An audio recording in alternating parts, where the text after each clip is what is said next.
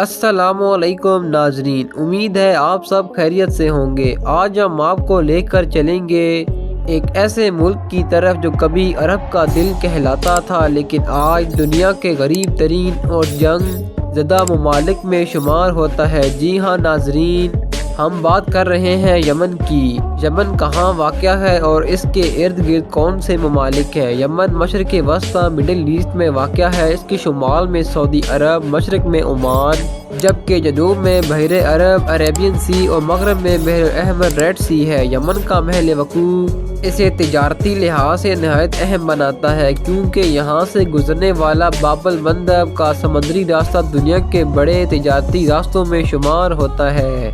नाज़रीन, यमन का दारुल-हुकूमत सना है। ये शहर तकरीबन 2200 मीटर बुलंदी पर वाक़या है और दुनिया के कदीम तरीन शहरों में से एक है। यमन की कुल आबादी करीबन 3 करोड़ 30 मिलियन के लगभग है।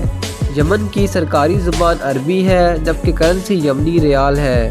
नाज़रीन, अब बात करते हैं यमन को अरब का दिल क्यों कहा जाता था। यमन को ये लक़ब इसकी कदीम तहज़ीब, खूबसूरत वादियों, काफ़ी के बागात और मोहब्बत तो मेहमान नवाजी की वजह से दिया गया था। यहाँ की ज़मीन ज़रख़ेज़ थी, लोग खुशहाल थे और कदीम सबा की सल्तनत का मरकज़ यही था। यहाँ से मशहूर मलका बल्कीस का ताल्लुक़ था।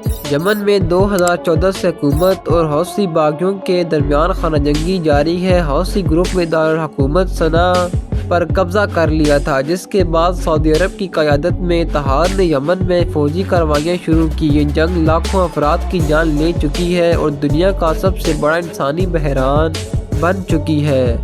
नाज़रीन, इस्लाम यमन में हज़रत अली के ज़रिए फैला, जिन्हें नबी करीम सल्लल्लाहु अलैहि वसल्लम ने यमन भेजा था। यमन के लोगों ने दिल से इस्लाम कबूल किया और आज यहाँ की अक्सरियत मुसलमान है, जिनमें सुन्नी और ज़ैदी शिया दोनों शामिल हैं। यमन की मशहूर चीज़ें क्या हैं? यमन की पहचान है दुनिया की बेहतरीन काफ़ी, मोचा कॉफ़ी, रवायती यमन शहद, कदीम फ़न तामीर जैसे सना के मट्टी के मकानात और जन्नातो बादशाह बिल्कीस की कहानियाँ। नाज़रीन, यमन में हर तरह का मौसम मिलता है। कुछ इलाके रेगिस्तानी हैं, कुछ सरसब्ज़ वादियों से भरपूर, जबकि सक्तरा जजीरे तो अपनी नायाब पौधों और दरख्तों की वजह से दुनिया की जन्नत कहलाता है। फ़िलहाल यमन में खाना जंगी के बाइस सियाहत या विज़िट वीज़ा आम पाकिस्तानियों के लिए मुमकिन नहीं, लेकिन कुछ कारोबारी या इंसानी इमदादी वीज़े बैनुल-अक़वामी तंजीमों के ज़रिए हासिल किए जा सकते हैं।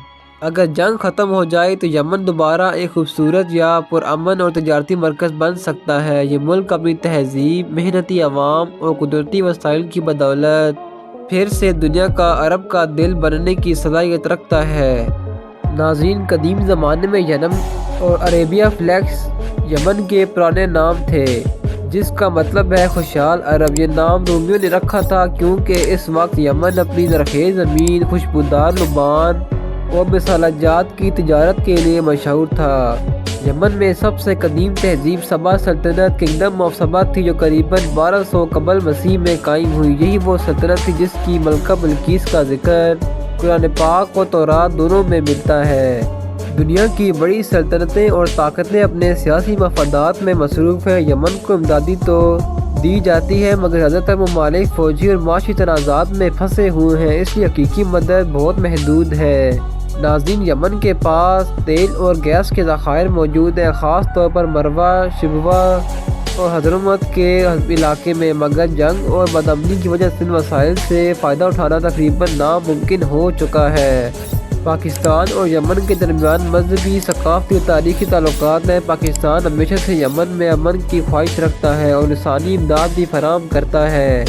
नाज़रीन, यमन में ख़वातीन को बहुत सी मुश्किलात का सामना है, मगर कई यमनी ख़वातीन तालीम और सहाफ़त में नुमायाँ किरदार अदा कर रही हैं, जैसे तौक़ल करमान जो नोबल इनाम याफ्ता खातून हैं।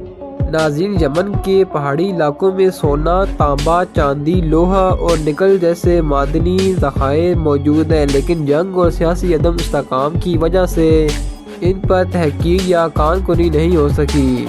जंग ने यमन की मौसलाती निज़ाम को तबाह कर दिया है। इंटरनेट सस्त और महंगा है, ज़्यादातर देही इलाकों में नेटवर्क बिल्कुल नहीं।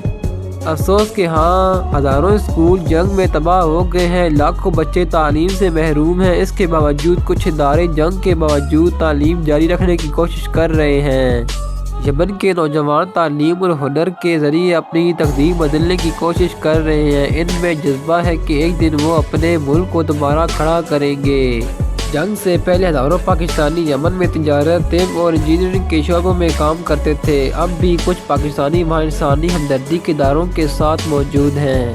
جنگ سے پہلے یمن کے لوگ زیادہ تر زراعت پر انحصار کرتے تھے۔ یہاں کے پہاڑی علاقے سبز و شاداب تھے، جہاں گندم، کافی، انگور، کیلا اور آم کی کاشت ہوتی تھی۔ دیہاتوں میں زندگی سادہ مگر پرسکون تھی۔ لوگ دن کا زیادہ وقت کھیتوں میں گزارتے تھے اور شام کو قہوہ پیتے اور عربی روایتی کہانیاں سناتے۔ 2000 کی دہائی کے آغاز میں یمن ایک جمہوری ملک کے طور پر جانا جاتا تھا، جہاں صدارتی حکومت تھی۔ اگرچہ سیاسی مسائل موجود تھے، مگر عام لوگ اپنی روزمرہ زندگی میں مصروف رہتے تھے۔ تعلیم کے ادارے کھلے تھے، سیاحت فروغ پا رہی تھی اور یمن میں غیر ملکیوں کی آمد بڑھ رہی تھی۔ یمن کی معیشت زیادہ مضبوط تو نہیں تھی، مگر تیل کی برآمد، زراعت اور تجارت نے اسے مستحکم رکھا ہوا تھا۔ لوگ غریب ضرور تھے مگر خوش تھے اور بازاروں میں زندگی رواں دواں تھی اور لوگ اپنے مستقبل کے خواب دیکھ رہے تھے۔ یمن کے لوگ مذہب سے بہت قریب تھے۔ یہاں اسلام کا آغاز بہت پرانے دور میں ہوا اور لوگ آج بھی قرآن و سنت اور اسلامی روایات کو اپنی زندگی کا حصہ سمجھتے ہیں۔ جب خانہ جنگی شروع ہوئی تو وہی ملک جو کبھی عرب دنیا کا پرسکون موتی تھا، دھیرے دھیرے راکھ میں بدل گیا۔ بازار ویران، اسکول بند اور مساجد کے میناروں پر دھواں چھا گیا۔ جنگ سے پہلے یمن کا انفراسٹرکچر سادہ مگر فعال تھا۔ دارالحکومت صنعا پر جدید عمارتیں، اسکول، اسپتال اور سڑکیں موجود تھیں۔ بندرگاہی شہر عدن میں تو جدید کاروباری مراکز بھی قائم ہو رہے تھے۔ بہت کم، زیادہ تر سڑکیں تباہ ہو چکی ہیں، خاص طور پر دیہی علاقوں میں۔ بڑے شہروں میں اب بھی کچھ راستے استعمال ہوتے ہیں، لیکن سفر خطرناک ہے کیونکہ بہت سے علاقے جنگی کنٹرول میں ہیں۔ یمن کے چند ہوائی اڈے ہی فعال ہیں۔ عدن انٹرنیشنل ایئرپورٹ کبھی کبھار انسانی امداد یا خصوصی پروازوں کے لیے کھولا جاتا ہے، جبکہ صنعا ایئرپورٹ اکثر سیاسی وجوہات سے بند رہتا ہے۔ زیادہ تر علاقوں میں بجلی ناپائید ہے۔ لوگ سولر پینلز یا جنریٹر استعمال کرتے ہیں۔ پانی کی کمی شدید ہے کیونکہ پائپ لائنز اور واٹر پلانٹ جنگ میں برباد ہو چکے ہیں۔ یمن میں ریل یا میٹرو سسٹم تو کبھی موجود نہیں تھا۔ ملک کی جغرافیائی ساخت اور معاشی کمزوری کے باعث ریل نظام قائم نہیں ہو سکا۔ لوگ انتہائی مشکل حالات میں زندہ ہیں۔ وہ خیموں یا تباہ شدہ گھروں میں رہتے ہیں، پانی اور کھانے کے لیے گھنٹوں دور جاتے ہیں اور موبائل نیٹ ورک یا بجلی اکثر دونوں بند رہتی ہیں۔ جی ہاں، اگر ملک میں امن قائم ہو جائے تو یمن دوبارہ کھڑا ہو سکتا ہے۔ اس کے پاس قدرتی وسائل، تجارتی ورثہ اور ایک محنتی قوم موجود ہے۔ بس ضرورت ہے تو استحکام اور عالمی تعاون کی۔ ناظرین، یمن میں بینکنگ سسٹم موجود ہے، لیکن یہ بہت کمزور ہے۔ مرکزی بینک دونوں حصوں پر تقسیم ہو چکا ہے، ایک صنعا میں دوسرا عدن میں۔ یہی وجہ ہے کہ مالی نظام قریباً مفلوج ہے۔ یمن دنیا کے غریب ترین ممالک میں شامل ہو چکا ہے۔ خوراک، ایندھن اور ادویات کی قیمتیں کئی گنا بڑھ چکی ہیں۔ لاکھوں لوگ روزانہ ایک وقت کا کھانا بھی مشکل سے کھاتے ہیں۔ ناظرین، یمن ایک ایسا ملک ہے جو کبھی اپنی ثقافت، تاریخ اور خوبصورتی کے لیے جانا جاتا تھا، مگر آج وہ بھوک، جنت، جنگ اور تباہی کا شکار ہے۔ لاکھوں معصوم بچے اور خاندان زندگی کی بنیادی ضرورتوں سے محروم ہیں۔ ہم سب کو انسانیت کے ناطے ان کی مدد کرنی چاہیے، چاہے دعا کے ذریعے ہو، آگاہی کے ذریعے یا کسی چھوٹی سی امداد کے ذریعے، کیونکہ یمن کے لوگ آج ہم سے امید لگائے بیٹھے ہیں۔ ناظرین، یمن ایک ایسا ملک ہے جو کبھی عرب دنیا کا دل کہلاتا تھا، مگر آج جنگ، بھوک اور تباہی نے اسے زخموں سے بھر دیا ہے۔ وہاں کے بچے، عورتیں اور بزرگ سب ایک بہتر کل کے منتظر ہیں۔ ہمیں انسانیت کے ناطے ان کی مدد کرنی چاہیے، چاہے دعا کے ذریعے، آگاہی کے ذریعے، چھوٹی سی امداد کے ذریعے، کیونکہ ان کی امید ہم ہیں۔ اگر آپ کو یہ ویڈیو پسند آئی ہو تو لائک ضرور کریں، چینل کو سبسکرائب کریں اور بیل آئیکن کو دبائیں تاکہ آپ کو اگلی ڈاکیومنٹری کی اطلاع سب سے پہلے ملے۔ اللہ ہم سب کا حامی ناصر، ملتے ہیں اگلی ویڈیو میں، تب تک کے لیے اللہ حافظ۔